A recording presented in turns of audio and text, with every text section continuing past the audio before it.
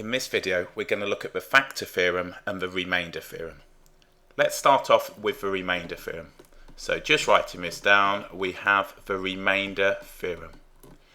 If we take some function of x, and we will call that f of x, and we divide this by a factor x minus a, we can say that the remainder will be equal to the f of a. Or, if you like, we can simply write f of a is equal to r. Now, that might not mean anything to you. Hopefully, as we go on, it will make perfect sense. If we now go to the factor theorem builds from the remainder theorem. So the factor theorem. If we know that x minus a is a factor of f of x, we can say that using the factor theorem, f of a will give us 0. Again, that might not mean an awful lot. Once you see it in action, it's relatively straightforward. So the remainder theorem, f of a is equal to r. Factor theorem, f of a is equal to 0. I think this is really quite straightforward to show. So if we take now f of x, so if we have f of x, and that is equal to x squared minus x minus 6. Looking at this, x minus 3 is a factor. So if we just take x minus 3 is a factor. All I'm going to do here is evaluate f of 3. So if we just consider x minus a here is going to be 3. So f of a would give us 0. So f of 3, well, that's going to give me 9 minus 3 minus 6, which quite clearly is 0. We can say f of 3 is equal to 0. Therefore, x minus 3 is a factor. So x minus 3 is a factor.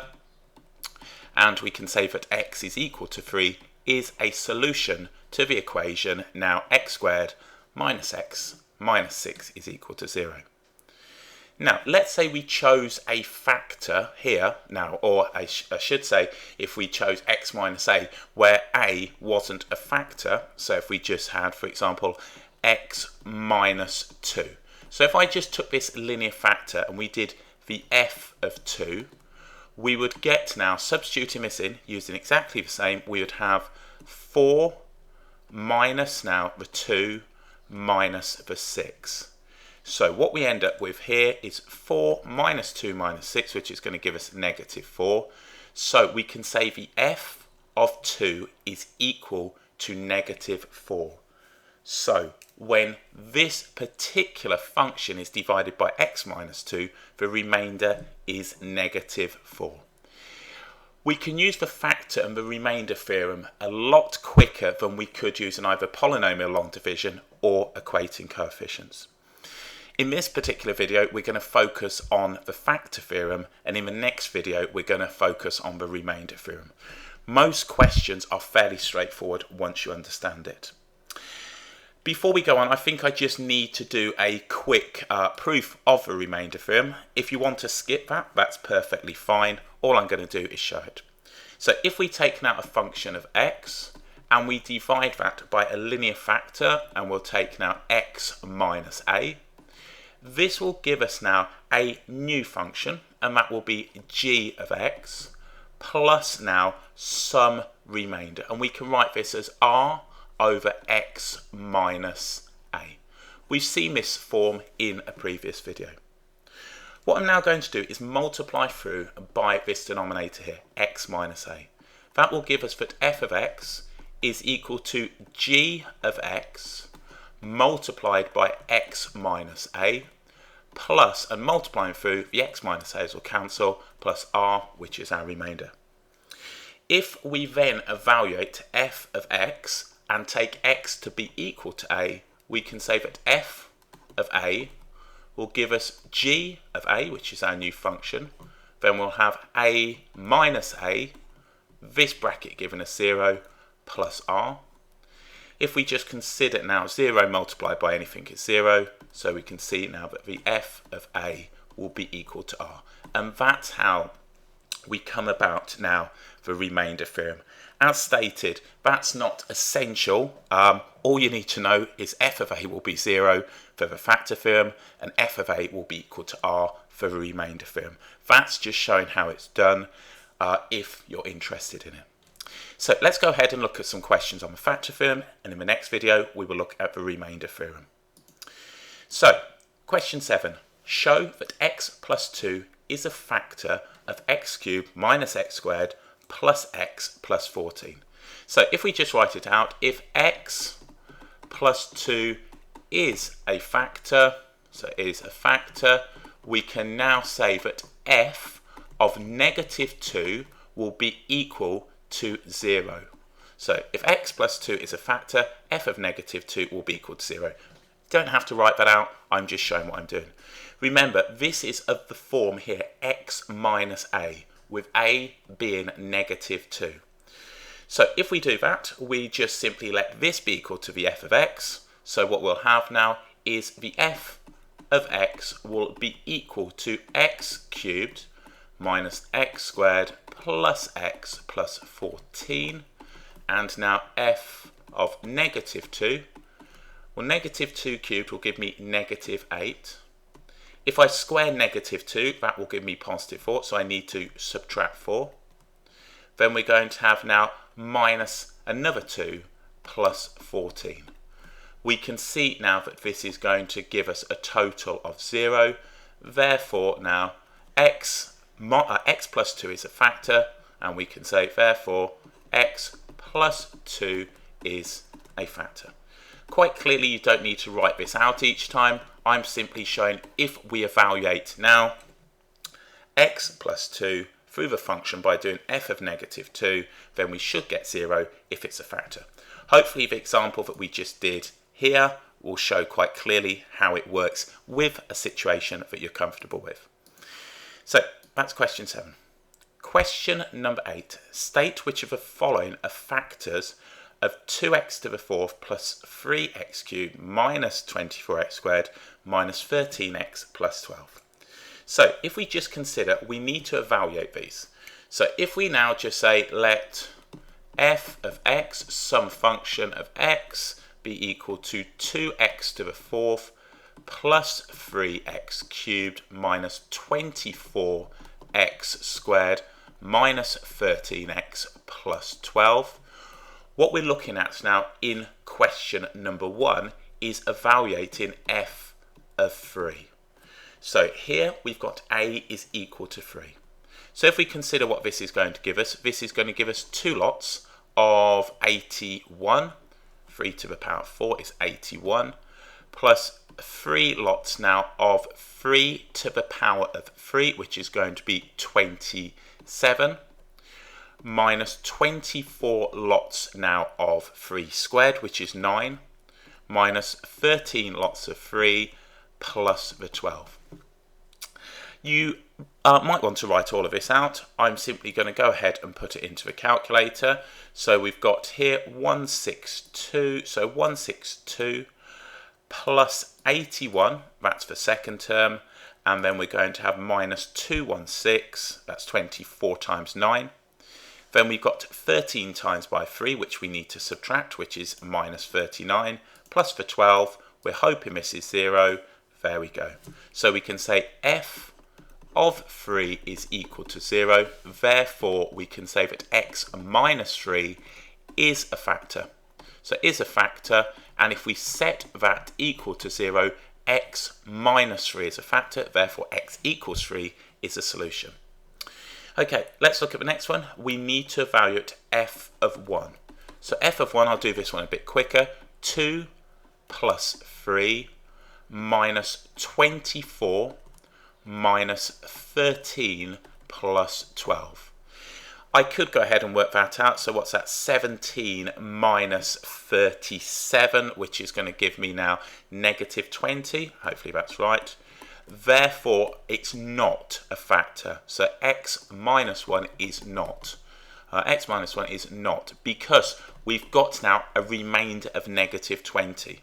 So we could say that f of 1 gives us negative 20, and that brings us on to the remainder theorem. So that's the second one. With this one here, I need to state my value of a. So the value of a, if 2x minus 1 is the factor, we can say that this is f of 1/2. So f of 1/2, again, all I'm going to do is substitute this in. You can do it manually, and certainly in an exam you would be expected to do so.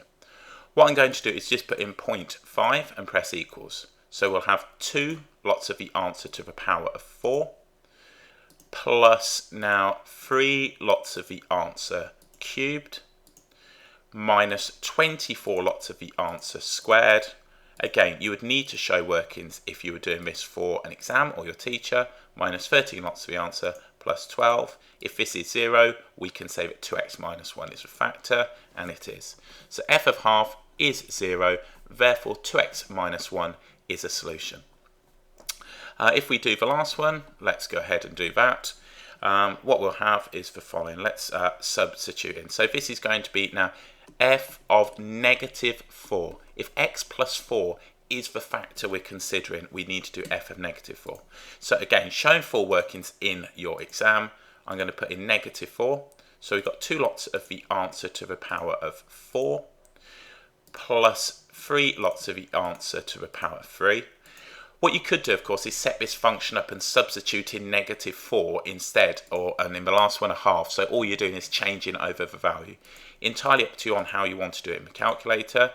Answer squared, minus 13 lots of the answer, plus 12. If this is 0, we can say that is a factor, and there we go. Yes, it is.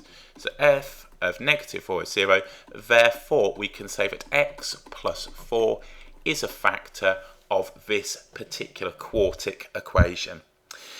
Now we could go ahead, now knowing that these are factors, we could express this, if we wanted, as x plus 4 multiplied by 2x minus 1 multiplied by x minus 3 multiplied by some other linear factor of ax plus b would now give us the 2x to the 4th plus 3x cubed minus 24x squared minus 13x plus 12. So this now could hopefully be here expressed as a product now of 4 linear factors. We've got 3 of them, as each of those sets that to 0, and we could go ahead and look to solve. And in later questions we will do that. Okay, so let's go ahead and look at some more. Explain why 3x minus 2 is not a factor of x to the 4th plus 5x squared plus 2x minus 1. So if we let f of x be equal to x to the 4th plus 5x squared plus 2x minus 1. So we can say if 3x minus 2 is a factor, so is a factor, we can say that f of 2 over 3 will be equal to 0. So that is the requirement for 3x minus 2 to be a factor. So if we do f of 2 over 3, then that is going to give us now 2 over 3 to the power of 4, which will be 16 over 81. Plus 5 lots of 2 over 3 squared, which is going to give us 4 over 9, plus 2 lots of 2 over 3 minus 1. Quite clearly we can see that significantly greater than 0, and we would show that. So in a calculator, if you're in an exam, we'd have now 16 over 81. So 16 over 81. Then we would have plus 20 over 9, that's 5 lots of 4 over 9. Then we would have plus 4/3, so plus 4 over 3 minus 1. And we would just evaluate this, and this would give us the remainder now when f of x is divided by 3x minus 2. So what's that going to give us? We can say 223 over 81, which is not equal to 0. So it's not a factor, so we can write therefore not a factor. As you can see, after a while this is relatively straightforward. forward. Okay, let's move on. It says in question 10, given that x minus 2 is a factor of 2x cubed minus x squared plus 2p plus 3, we need to find the value of p. All we need to do here is substitute in. So if a factor, we can say now f of 2 will be equal to 0. So if we have now f of x is going to be equal to 2x cubed minus x squared plus 2p plus 3. P is just a constant. You might have p as a coefficient of a term on x. It really doesn't matter. This is a function in x. P is just a constant. So what we're going to do is say f of 2 will be equal to 0. So that is what we'll have. So we're going to have now 0 on the left hand side. Then we're going to have 2 lots of 2 cubed, which is 8. Minus now the 2 squared, which is going to be 4. Plus 2p plus the 3. So this is going to give us now 16 minus 4, which is 12, 15. So we've got 15 in total plus 2p. So we can say from this that p is going to be negative 15 over 2. And that is simply using now this factor theorem. The remainder is 0. So all I've done is stated now that f of 2 will be equal to 0 if we define the function of x to be what we're given, and then we substitute in and solve for the unknown, which is the constant p. Okay, in question 11 it says f of x is equal to x cubed plus px squared plus qx plus 6. Given that x minus 3 and x plus 1 are factors of f of x, find the values of p and q. We've got 2 unknowns, so we need 2 equations. All I'm going to state on here is that f of 3 will be equal to 0 and f of negative 1 will be equal to 0 if these 2 are factors of f of x. So this is showing the examiner I know the factor theorem. So if we do now f of 3 equal to 0, I'm simply substituting in. So 0 is going to be equal to 3 to the power 3, which is 27, plus p multiplied by 3 squared, which is going to be 9p, plus q multiplied by 3, which is plus 3q, and then we're going to get plus 6. So if we tidy this up, we've got now 0 is equal to 33 plus 9p plus 3q. And I'm going to call that now equation number 1. We could look to divide through by 3. I'm going to see what this one gives us right here and then make that decision. So on that one, that is now the f of 3 is equal to 0, and now we need to do f of negative 1 is 0. So we can also say that 0 is equal to negative 1 cubed, which is negative 1, plus p times by negative 1 squared, which is just 1p. Then we're going to have minus q, subbing in negative 1, so minus q, and then we'll have now plus the 6. So with this one right here, what we could write is p minus q plus 5 is equal to 0, or alternatively, plus 5, p minus q is equal to minus 5. So let's write that. So minus 5 is equal to p minus q, and I'll call that equation 2.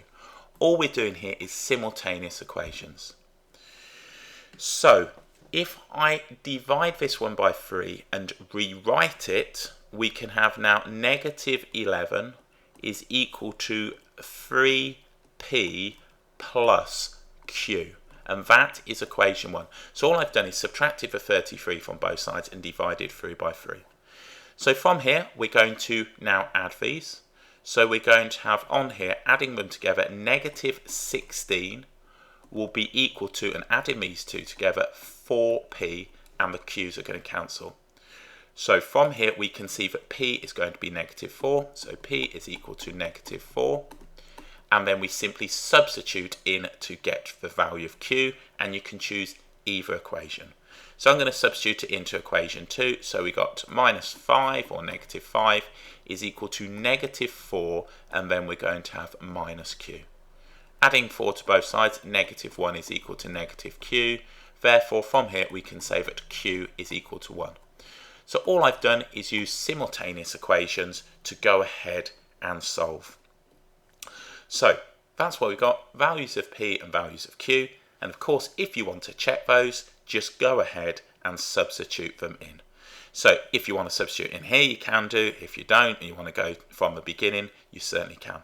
So p is negative 4 and q is 1. So we could write now f of x is going to be equal to x cubed. Then we're going to have now minus 4x squared plus x plus 6. We'll see in other examples we can find these first if we need to go ahead and do further calculations. So from this, if we went and evaluated now negative 1, f of negative 1, simply substituting this in would show us now that we're going to end up with exactly what we expected, and that is going to be 0. Negative 1 cubed gives me negative 1, minus 4, minus 1, so that's minus 6, plus 6 is 0. So we've gone ahead and found them. So that is using the factor theorem to find the values of p and q. Okay, we can also use the factor theorem to solve equations. So in question 12, we're given g of x is equal to 2x cubed minus 7x squared minus 10x plus 24. It says, given that x minus 4 is a factor of g of x, fully factorize g of x. This is a cubic equation. Most cubic equations we've seen in the past have terms in x right the way throughout. So for example, if we had x cubed minus x squared, then we had on here minus 12x. If we needed to solve this cubic equation, what we would do is factor out the x. So we'd have common factor of x, that would leave us x squared minus x minus 12 is equal to 0.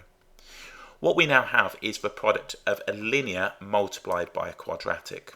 The quadratic factors, then we have x squared minus x minus 12 is equal to 0. I've just rewritten that. I really needed to factor that, didn't I? Let's factor that now into two brackets rather than rewriting it. That's going to be x minus 4. So quadratic, and then x minus 3. So we can see the solutions to this would be x is equal to 0, x is equal to 3, or x is equal to 4. With this particular cubic, we'll come on to solve some of these later. So if we were asked to solve g of x is equal to 0, then we could use the factor theorem to do this. The question is nice, and it's given us now that x minus 4 is a factor. If that's the case, what we can now do is either use polynomial long division or equate coefficients via an identity to solve this. I'm going to use polynomial long division. What I'm going to have is x minus 4, and we've seen this in a previous video of how to divide a polynomial. We can certainly do this as we've got a cubic divided by a linear, which will give us a quadratic. If you haven't seen the video on this, please do check it out. So what we've got then is the following. So we're going to go ahead and just simply factorize this. So what we've got is 2x cubed minus 7x squared minus 10x plus 24. We don't need any placeholders as we've got no missing values. So on this one, what we're going to have now is x minus 4 into 2x cubed minus 7x squared minus 10x plus 24. So x is into 2x cubed, or what is 2x cubed divided by x, and then we have 2x squared. If this goes a little fast, watch the video on it and it will make sense too. 2x cubed minus 8x squared, and we subtract downwards.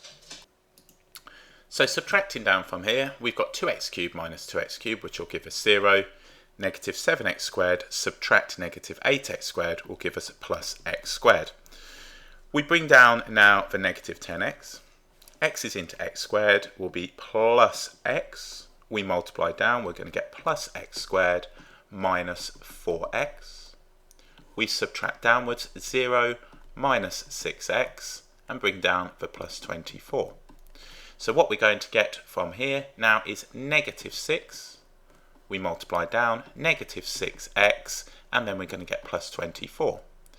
From this now, subtracting down, we'll see that there's a remainder of 0. So we can express this now as a product of three linear factors. Initially, we have x minus 4, which is one linear factor, multiplied by a quadratic, which we can look to factor and split into 2. So let's go ahead and factor this quadratic. That looks like it's going to factor now, so let's go ahead and do that. So what we're going to have is the following. We're going to have now x minus 4, and then we'll have 2x minus 3. Let's check this works. And then we're going to have x plus 2. So 2x squared plus 4x minus 3x minus 6. So this now is a product of three linear factors. Now, that's all well and good. We were told that. If we weren't, we could go ahead and use the factor theorem to try and locate a factor of this particular cubic. And the way in which we do that is to consider the factors here of 24. So if we consider what we've got plus or minus 1, plus or minus 2, plus or minus 3, plus or minus 4. These are all of the numbers now that are factors of 24. And as you can see, there are quite a few. So plus or minus 8, plus or minus 12, plus or minus 24. Hopefully I've got them all there. 1 times 24, 2 times 12, 3 times 8, 4 times 6. At this stage, we can see now that 4 is a factor. Hopefully I wouldn't get there. What I would do if I wasn't told one is now start with f of 1. So if I do f of 1, if we consider what we're going to get now 2 minus 7 minus 10 plus 24. Now quite clearly that does not equal 0. Therefore x minus 1 is not a factor. So x minus 1 is not a factor. So as you can see, this is a bit of a guessing game. What we do have though, as a result of being told one and factoring it, we do have the others, but we might not be given those in a question. So essentially you're hunting for factors. Now if we did f of negative 1, then we would get now negative 2, then we would get on here minus, so what's that going to be, minus 7 plus 10 plus 24. So again, that would not give us 0. All we would do is keep hunting till we found one, and then simply use either the polynomial long division, or we would go ahead and equate coefficients. So let's have a go at doing that. In question 13, we're asked to solve the equation x cubed plus x squared minus 17x plus 15 is equal to 0. This is a cubic equation, and what we're going to look to do is take 15, find now the factors of 15 and evaluate it. So what we're going to have is plus or minus 1, plus or minus 3, plus or minus 5, plus or minus 15. If I find one of these and it sets it to 0, we could keep hunting, but again, some particular ones will not have integer values. So let's just define now f of x to be equal to x cubed plus x squared minus 17x plus 15. So what I'm going to do is f of 1. If I do f of 1, that's going to give me 1 plus 1 minus 17 plus 15. Now f of 1 is going to give us now 0. Brilliant. Therefore we can say that x minus 1 is a factor. What I could keep doing is hunting for the other. So I could do negative 1 and evaluate that. Negative 1's not going to work, as we can quite clearly see, because these two alone will give us 32. We could then do plus or minus 3. We could try plus or minus 5. I'm not going to bother. All I'm going to do is now take in x minus 1. We're going to go ahead and use the polynomial long division. As you can see with the last example, when we had 24, there are lots of factors, and you could keep doing this and not get very far to begin with. So it's nice that this one was kind, and the first thing that I tried worked. That certainly isn't always the case. My next choice would have been -1 if I couldn't obviously see that it wasn't going to work, then +3, then -3, and so on and so forth. And I'd hopefully find one sooner rather than later. So all I'm going to do is simply have x minus 1, and then we're going to have x cubed plus x squared minus 17x plus 15. Again, I don't need any placeholders, x cubed, x squared, x to the first, and x to the 0, or the constant. What this is going to give me now is x minus 1, then I'm hoping to get some quadratic ax squared plus bx plus c, and this too will factor. If not, we could use a quadratic equation or completing the square and hope that it gives real solutions, because this is going to be equal to 0. So I already know that 1 is a solution. I just need to now use polynomial long division to find this expression right here. So this is going to be x is into x cubed is x squared. Then we're going to multiply down x cubed minus x squared. So subtracting away 0 plus 2x squared. I'm doing this relatively fast. Again, if you're not comfortable with it, go back and look at how we did it. So bring in now the minus 17x down. X is into 2x squared will be plus 2x times. Then we're going to multiply down. That's going to give me plus 2x and 2x squared. Then we're going to get minus 2x. We're going to subtract down. That will give me 0. That will give me minus 15x. Bring in the 15 down. That's going to give me now x is into negative 15x. We'll go negative 15 times. Multiplying down negative 15x plus 15. Subtract away 0 plus 0. Okay, so what we've now got is the following. If we set this to 0, what we've got, therefore, just write in here, we've got the linear factor multiplied by this quadratic, x squared plus 2x minus, let's just open bracket, minus 15 is equal to 0. And I'm already starting to get a bit, well, not excited, but I'm quite happy that I can see that that in itself is going to factor. So if we have x minus 1, and then we're going to have x plus 3, x plus 5, x minus 3. So let's do x plus 5. So x plus 5. So plus 5, and then we'll have x minus 3, and that's equal to 0. Therefore, solutions to the equation set to 0, x will be equal to negative 5. We're going to have 1, and we're going to have 3. So they are the solutions. All I've done is located now one of the factors of the constant when we've got it in the form ax cubed plus bx squared plus cx plus d is equal to 0, and then simply gone ahead. Now, you could have, as you can see, f of 3 would have given us a factor, and f of negative 5. But by the time you've got to f of negative 5, you've done this 6 times.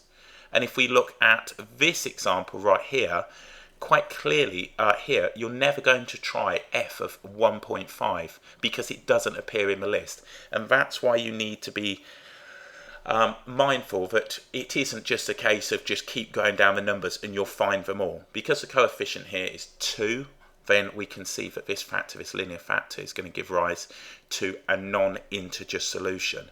And as you can see on here, by the time you would have got to 4, it would have been your 7th go. So there we go. So that's using the factor theorem to solve a cubic equation when we have a constant. So if you've got a cubic equation in this form, you would simply factor the x out and write it as a product of 3 linear factors. Product just means a multiple. These are linear factors.